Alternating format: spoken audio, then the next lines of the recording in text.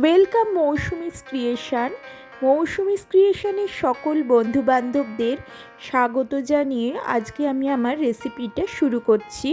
আজকে আমি একটা ডিমের রেসিপি আপনাদের সঙ্গে শেয়ার করব। আমি হাঁসের ডিমের একটা রেসিপি আপনাদের সঙ্গে শেয়ার করছি।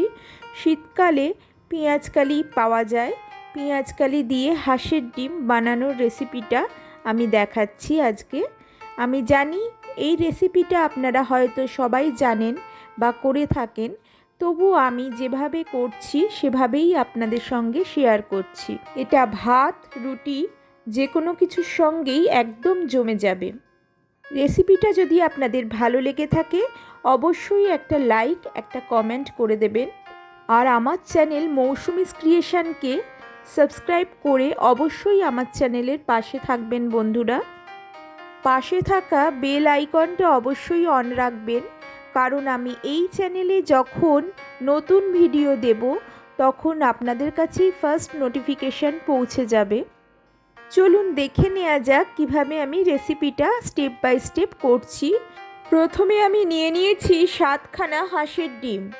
আমি এখানে ডিমগুলোকে প্রথমে সেদ্ধ করে নিয়েছি, তারপরে এইভাবে ছুরি দিয়ে অল্প অল্প করে কেটে দিচ্ছি যাতে মশলাগুলো ডিমের ভেতরে খুব সহজেই ঢুকতে পারে আর ডিম ভাজার সময় ফাটার সম্ভাবনা থাকে না এইভাবে যদি কেটে নেওয়া যায়।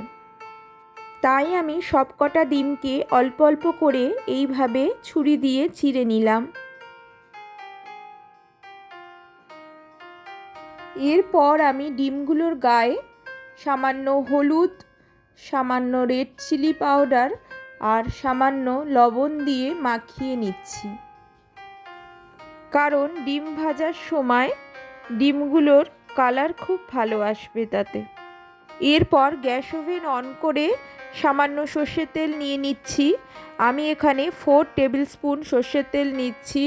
তাতে ফোড়ন হিসেবে গোটা গরম মশলা, দারচিনি, লবঙ্গ, এলাচ আর গোটা একটা তেজপাতাকে ছিঁড়ে দিচ্ছি, গোটা শুকনো লঙ্কাকে ছিঁড়ে দিচ্ছি আর 1 টিস্পুন গোটা সাদা জিরে ফোড়ন হিসেবে আমরা ইউজ করছি। ফোড়নটা থেকে খুব সুন্দর গন্ধ বেরোলে বুঝবেন ফোড়নটা হয়ে গেছে। সেই সময় এইভাবে কুচিয়ে রাখা পেঁয়াজগুলোকে দিয়ে দিলাম। আমি একটা বড় সাইজের পেঁয়াজকে এইভাবে কুচিয়ে নিয়েছি।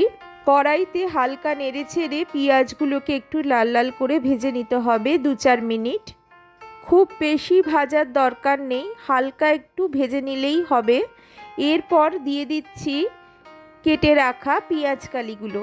আমি এইভাবে লম্বা লম্বা করে পেঁয়াজকালিগুলোকে কেটে রেখেছিলাম, ভালো করে ধুয়ে নিলাম, তারপর আমি সেটা দিয়ে দিলাম।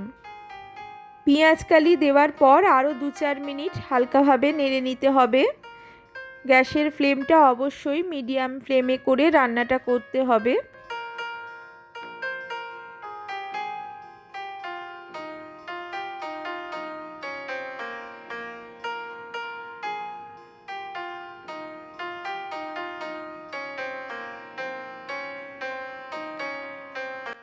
এরপর একটু মাঝখান করে এইভাবে আমি ফাঁক করে নিচ্ছি, একটু মাঝখান করে এইভাবে জায়গা বার করে নিচ্ছি। তাতে আমি দিয়ে দিচ্ছি পেঁয়াজ বাটা। আমি একটা মাঝারি সাইজের পেঁয়াজকে এইভাবে বেটে রেখেছি, পেঁয়াজ বাটাটা আমি দিয়ে দিলাম মাঝখানে। এরপর আমি দিয়ে দিচ্ছি 1 টিস্পুন আদার পেস্ট, 1 টিস্পুন রসুন বাটা। আমি আদা রসুনটা একসঙ্গেই দিয়ে দিচ্ছি।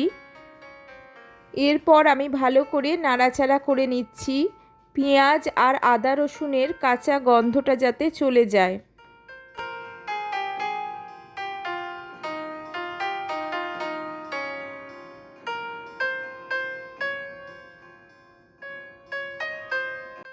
তারপর আমি দিয়ে দিচ্ছি টমেটো পেস্ট। আমি একটা গোটা মাঝারি আকারের টমেটোকে মিক্সিতে এইভাবে পেস্ট করে নিয়েছি, সেই টমেটো পেস্টটা আমি দিয়ে দিলাম। পাত্রটা ধুয়ে সামান্য একটু জল অ্যাড করলাম, দিয়ে আবারও নাড়াচাড়া করে নিলাম যাতে টমেটোর কাঁচা গন্ধটা চলে যায়। তারপর পুরো মশলাটা আমি একসঙ্গে মিশিয়ে নিলাম। এইভাবে আবারও 4-5 মিনিট নাড়াচাড়া করে নিলাম। আমি এখানে কোনো রকম আলু দিচ্ছি না, আপনারা চাইলে আলুও দিতে পারেন এর সঙ্গে। তারপর সাধারণ কিছু মশলা আমি দিচ্ছি। আমি এখানে 1 টিস্পুন হলুদ গুঁড়ো, 1 টিস্পুন জিরে গুঁড়ো, 1 টিস্পুন ধনে গুঁড়ো আর স্বাদ অনুযায়ী লবণ দিচ্ছি, আর স্বাদ অনুযায়ী রেড চিলি পাউডারটা দিচ্ছি। 1 টিস্পুন আমি এখানে রেড চিলি পাউডার ইউজ করেছি। সমস্ত মশলা দিয়ে আবারও নাড়াচাড়া করে নিলাম। আমি যেহেতু এখানে পাউডার মশলা ইউজ করেছি তাই সামান্য জল অ্যাড করলাম, দিয়ে আবারও নাড়াচাড়া করে নিলাম। এইভাবে মশলাটা ভালোভাবে কষিয়ে নিলাম। মশলা থেকে তেল ছেড়ে এলে বুঝবেন মশলাটা ভালোভাবে কষানো হয়ে গেছে।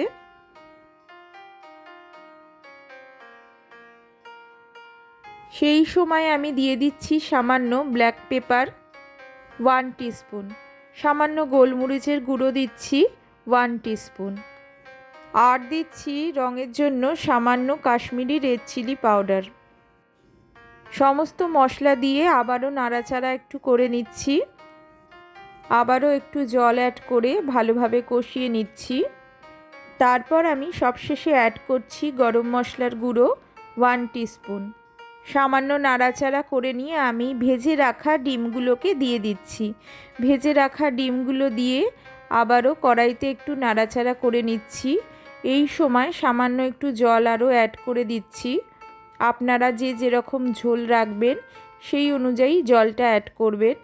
তবে এই রান্নাটার গ্রেভি খুব বেশি পাতলা হয় না। হাঁসের ডিম একটু কষা কষাই খেতে ভালো লাগে। খুব বেশি জল আমি দিচ্ছি না, হাফ কাপ জল দিচ্ছি। সামান্য একটু ফুটিয়ে নেওয়ার পর আমি গ্যাসটা অফ করে দিচ্ছি। আর সবশেষে আমি দিয়ে দিচ্ছি গার্নিশিংয়ের জন্য সামান্য ধনেপাতা কুচি। আমাদের আজকের রেসিপি হাঁসের ডিমের দো পেঁয়াজি একদম রেডি। ভাত, পোলাও, ফ্রাইড রাইস, লুচি, পরোটা, রুটি সব কিছুর সঙ্গেই এই রান্নাটা খুব ভালো যায়। আমার আজকের রেসিপিটা আপনাদের ভালো লেগে থাকলে অবশ্যই একটা লাইক করে দিতে ভুলবেন না। কমেন্ট অবশ্যই করবেন বন্ধুরা, আপনাদের রেসিপিটা কেমন লাগলো। আর আপনাদের বন্ধু বান্ধব আত্মীয় স্বজনদের সঙ্গে রেসিপিটা শেয়ার করে দিতে ভুলবেন না।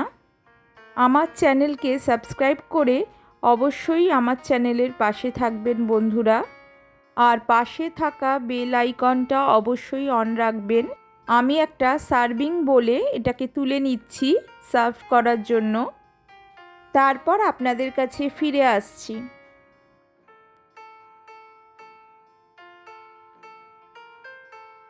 আমি আজকে রান্নাটা যেভাবে স্টেপ বাই স্টেপ আপনাদের দেখালাম বন্ধুরা, অবশ্যই বাড়িতে একবার হলেও রান্নাটা করে খাওয়ার অনুরোধ রইল। আশা করছি ভালো লাগবে। আমি রান্নাটা করে খেয়ে আর বাড়ির সবাইকে খাইয়ে তারপরে আপনাদের সঙ্গে রেসিপিটা শেয়ার করছি। বন্ধুরা সত্যিই খুব ভালো হয়েছিল। আমি এটা পোলাওয়ের সঙ্গে সার্ভ করেছিলাম। আমার আজকের রেসিপি ডিমের দো পেঁয়াজি একদম রেডি। আজকের মতো এখানেই শেষ করছি। আবার দেখা হবে অন্য কোনো ভিডিওতে। ভালো থাকবেন, সুস্থ থাকবেন বন্ধুরা। Thank you.